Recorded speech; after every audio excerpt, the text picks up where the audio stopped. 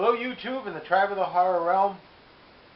I'm going to play a little bit of catch up for our buddy Joe the HORRORman's challenge part 2.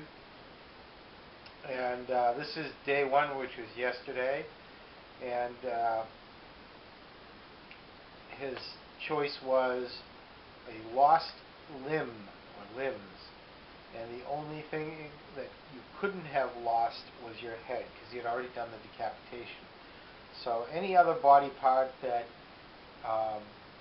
segregated itself from the body is fair game.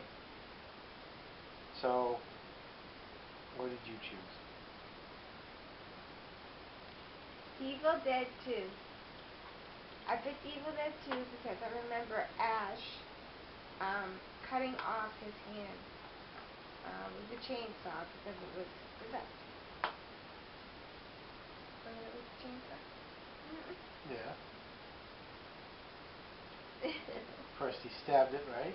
He stabbed it, yeah, but put a bucket on top. I know, but it's then put a stack of books on top of the bucket. And what was the book on the very top of the bucket?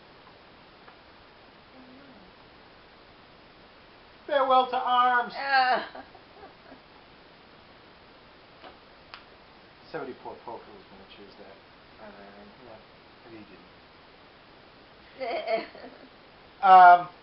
Alright, so I picked out 3 movies for this challenge here because I didn't know which one to go with. For the first honorable mention, Alexander Aja's Piranha. Now the scene specific is when Jerry O'Connell's character, Derek, falls into the water and they pull him back in. And the one thing he tells them that he lost to the piranhas was his... Penis. His what? Penis. You're going to say that word on YouTube? Dirty broad. What do you want me to say? A derogatory term like cock or...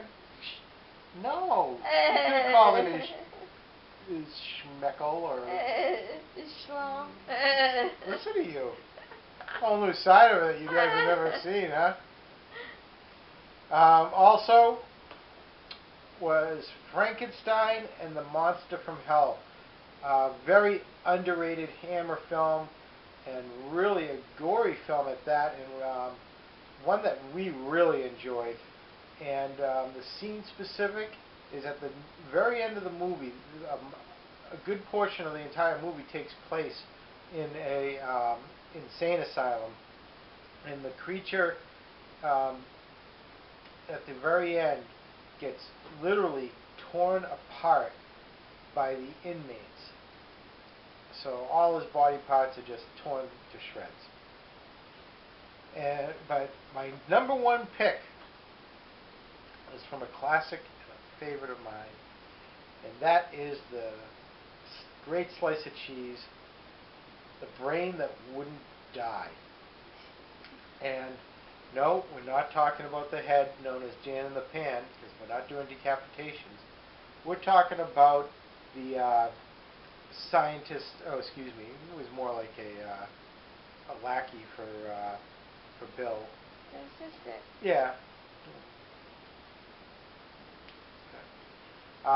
But his name is Kurt, and he has a deformed hand, and in the laboratory, behind a closed door with a small little window door, is a experiment that had gone horribly wrong. And throughout the entire movie, you just never realize what's behind that door.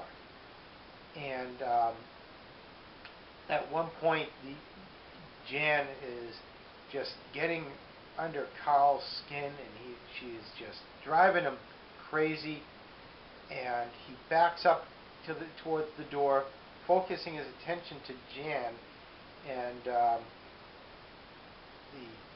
little window opens up, and this mammoth arm comes out and grabs Carl's arm and pulls his arm into into the the other side of the room, and you hear him screaming, and then he ends up having it pulled right off. And for a movie that was made in this era, the next thing you see is him sliding along the door with his now that his arm has been torn off. It's just this soaked, bloody mess. His lab coat is just drenched in blood, and he ends up having one of the longest death sequences ever filmed as he makes his way up the stairs to the laboratory, all the way up into the living room, all the way to the front door. He can't open the door because his good arm has just been ripped off. His malformed arm can't do anything about it. He goes to the telephone, can't do anything about that. Makes his way back down the stairs, back to the laboratory, where he finally slides down the wall and dies.